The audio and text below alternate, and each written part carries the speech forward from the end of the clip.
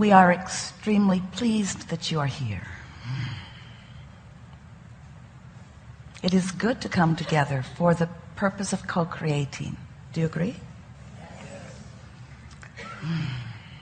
You are knowing what you are wanting? Mm-hmm. An evolving thing, isn't it? Well, it's a trick question anyway. Because when you know something, you are it, and when you are it, it is, and when it is, of course you know it. And so when we say, are you knowing what you are wanting, sometimes you think that we mean, do you know, have you identified those not yet fulfilled intentions? And it could mean that, but it's not what we mean. We mean, is your desire and your chronic pattern or habit of thought in sync?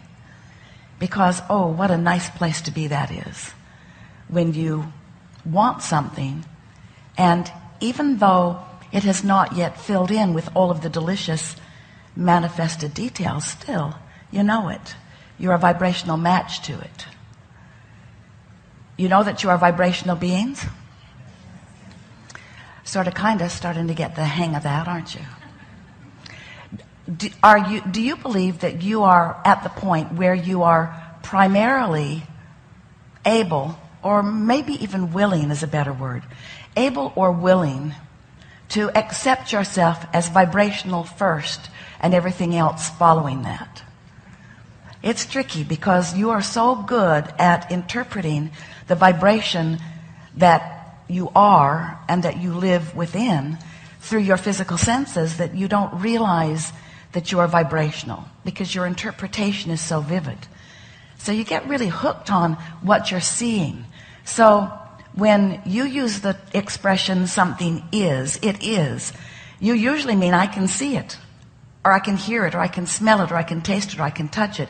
It's vividly translated through my physical senses, and so it is a reality.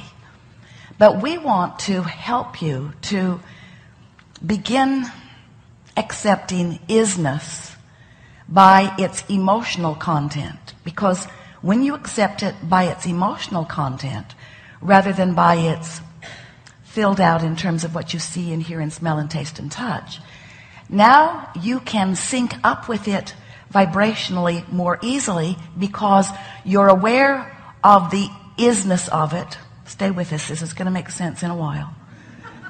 You're aware that it is even though you can't see it.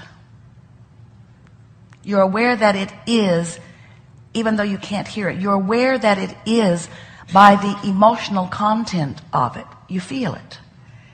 And the advantage to you in making that sort of weird, because most people you know aren't doing it, bold, new way approach to life, is that, oh, it's so big. It's such an important thing. You'll no longer be faced with the absence of anything that matters to you. So you'll no longer be practicing that absent vibration at the same time that you're practicing the desire vibration. So you will stop slowing things down. In fact, you will speed things up. When you give your attention to something, your attention to it causes a vibrational movement within you. And if you focus for as little as 17 seconds, there's enough momentum in that vibration that another thought like it is drawn to it. Do that for another 17 seconds and then another until you cross the 68-second mark. And you have enough momentum going that now it's possible for evidence to reveal itself to you, or better said, for you to realize the evidence that is being revealed, because it's always being revealed. It's being revealed vibrationally. The question is, are you sensitive enough to realize the revelation of this, you see? So many humans are running around wanting things. The universe is delivering them, or delivering a very clear path of least resistance to them. But because they're hung up on seeing the full-blown version of them, and they are not sensitive enough to emotion and therefore to vibration to recognize that it is unfolding and that the momentum is underway, then they get freaky about the absence of it, and they start a whole different kind of momentum going. So we're going to be talking today about vibration. You'll get so you like it. We'll be talking about momentum of vibration. We're going to talk about law of attraction, because everything is about those things. And when you begin to deliberately view life through this vibrational lens, which means feel life through this emotional lens, what's going to be happening is, first of all, you're going to be feeling way, way, way, way better, because you'll learn to tune yourself to the higher frequencies that do feel good. And next, all kinds of things that have seemed like they were sort of stalled out will begin to flow easily, effortlessly into your experience, because you will have discontinued the kind of momentum that prevents what you want from coming. Does that make some sense to you? We love the concept of momentum. Imagine that you're at the top of the hill. Esther always comes to the image of San Francisco because she was shocked the first time she was there at what she was expected to drive on. Those streets are ridiculous. So imagine yourself at the top of one of those hills in San Francisco, and your car is out of gear, and you don't have the parking brake on, and you are outside the car, standing next to it, looking down, and just for fun, you bump your car a little bit from behind, and you begin to notice that it begins to move downward, but it's not moving very fast. And so before things get away from you, you just step right out in front of the car and you let it bump up against you, and all is well. But can you imagine if you were at the bottom of the hill with the intention of stopping the momentum of that car? It would carry you away into unwanted things.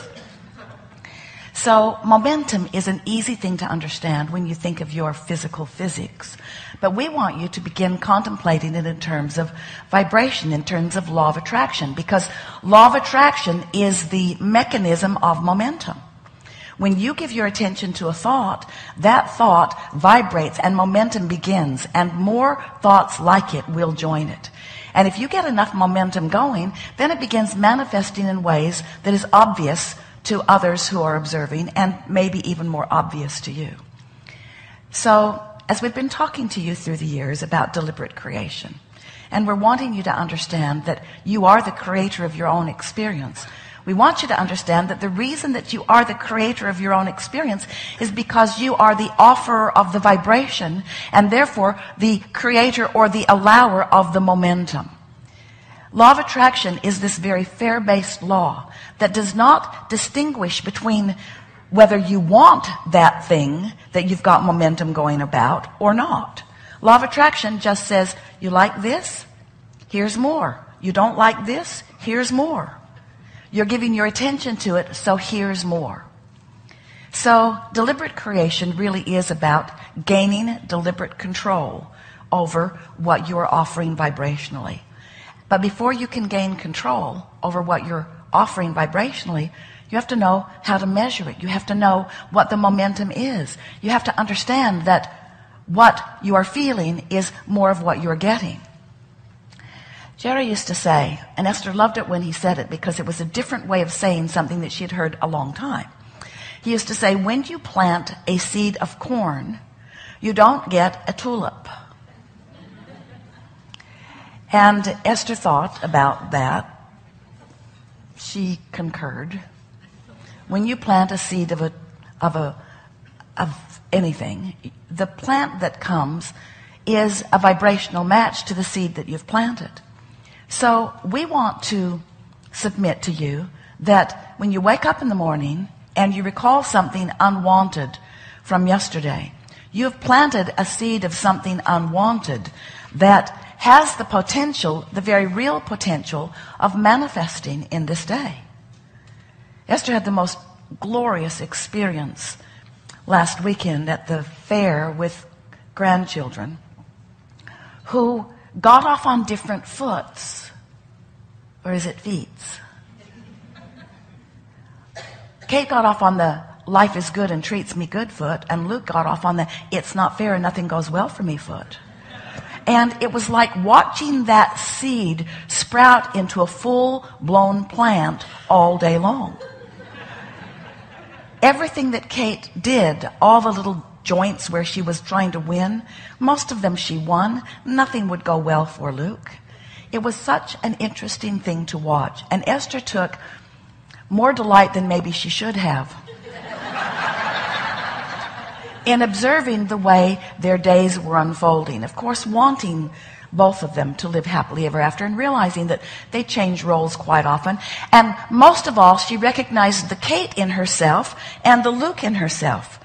In other words, she recognized that some days she's in a point of attraction that's not going that well. And so she's been thinking a lot about planting the happy seed and what that will produce. We've been talking to you for quite a while about being the creator of your own experience. And we explained to you that you were source energy before you came into these physical bodies. And even though you are in this physical body now, the larger part of you, that larger source energy part of you, remains non-physically focused and is in a very high-flying, good-feeling, vibrational place. And you have a vibrational relationship with that very high-flying, good-feeling aspect of you. In fact, every emotion that you feel is your indicator of whether you're in sync with that flawless, meaning resistant-free aspect of yourself, or whether you've picked up enough along your physical trail and, this is the most important thing you will hear from us today, or maybe ever, and activated in this day and are using it as a point of resistance against who you really are. We want you to understand that your momentum is something that you start every morning, and it doesn't need to go past sleeping that night. But it often does, because you're so good at remembering what happened yesterday. You're so good at blogging about it, writing it down, remembering it, conversing about it, repeating it. You're so good at keeping the unwanted and wanted things active that you get sort of all of those things. And so Esther recognizes that she has the potential of flying high, getting into that really good feeling place and maintaining it, and that if she's deliberately doing it every morning, she has a better chance of doing it the next morning and the next morning and the next morning and the next morning. We've been talking to you for a while about all kinds of processes that you can use to clarify your vibration, processes that help you to release resistance. But now that we are talking about the momentum of your reality, the momentum that is caused by law of attraction, we really want to say to you that if we were standing in your physical shoes, we would go to bed the night before intending to have a good day tomorrow, planting that seed of happy. And then when we awaken, we would focus as quickly as we can on anything that we could find that makes us feel in the direction of happy. And then we would see what that day brings, not struggling or trying too hard to clamber back up the emotional scale. We've been offering you a story. In fact, it may be our favorite story that we sort of kind of get from you. Because sometimes it is as if you say to us, Abraham, I have fallen out of an airplane and I have no parachute. What do you suggest that I now do? And our favorite answer to you is, hang on, it will be over in a little bit. And we really mean that. And it is what we want to say to you in many ways about the negative emotion that you're feeling. Rather than clamoring really hard to try to fix it, which for you usually means justify it, rather than clamoring so hard to just it or fix it in the middle of negative momentum, just let that negative momentum play itself out. It will. And we want to say to you emphatically that one day's focus is enough momentum for you to allow anything that you want to flow into your experience. Flow into your experience.